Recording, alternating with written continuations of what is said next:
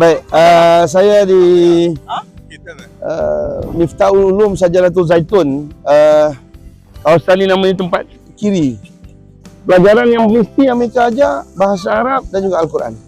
Jadi mereka ni pun kita panggil budak-budak yang baru nak belajar Al-Quran. Jadi kebanyakannya budak-budak yang duduk di sinilah. Hari ni kita nasib baik kerana ada lagi yang tinggal sebab dia orang nak mula dah balik kampung dah untuk raya. So lebih kurang dalam 200.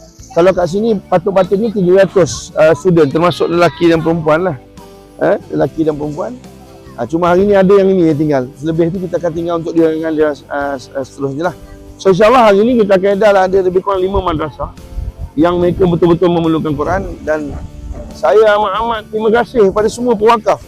Satu, yang kedua, tuan-tuan yang berwakaf ni saya rasa Alhamdulillah kali ni tidak membazir. Sebab apa? Mereka memang tunggu sangat nak dapatkan Quran yang baru ni.